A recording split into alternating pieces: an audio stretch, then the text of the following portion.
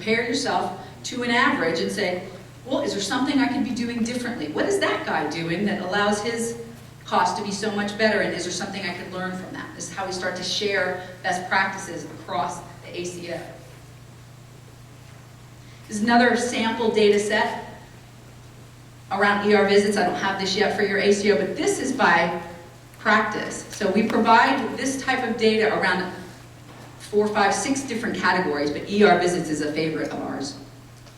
We'll provide it at the ACO level, and we'll provide it at the practice level. And so what this shows you, here's this physician had 91 patients and 147, sorry, that's not admits, that's visits. And here are the various reasons. Okay, and then you can actually see who the patients were and the frequency. And this is in a 1 year, this is a rolling 12-month period. Now why is this important? Why do we care? Anybody? Why do we care? What could we do with this information? Why do people go to the ER so much? Look at some of these diagnosis categories. Sprain. Do we want our patients going to the ER for a sprain?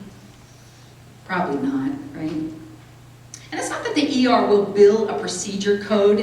You know, it's Medicare fee schedule. So it's not that they'll bill a procedure code differently than an urgent care or some other facility, but they might do other things, or they might be using in-hospital services that might be more costly, or they might, depending on the diagnosis code, get admitted. Medicare patients have a 40% chance of being admitted from an ER visit. That's just a national statistic, Chris Peter. That's not necessarily at Olympia or at Kindred. It's just a statistic. And so why we care about that is, you know, we want to try to keep our patients in the appropriate care setting. We want to understand why they're going to the ER. Is it access?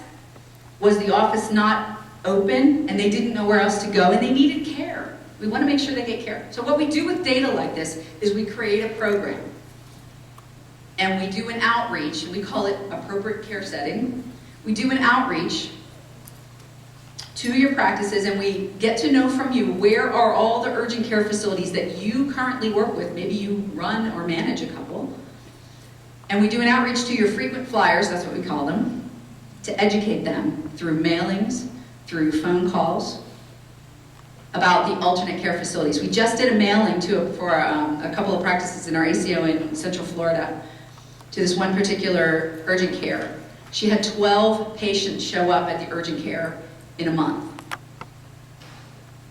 Now, would they have all gone to the ER? Not necessarily, but if we saved half of them from going to the ER and one of them from being admitted, I don't know what that costs in this ACO, but that's a lot of savings over time, and that's in 1 month. So these are the types of programs that we do to improve the quality of care for the patients while we're managing costs.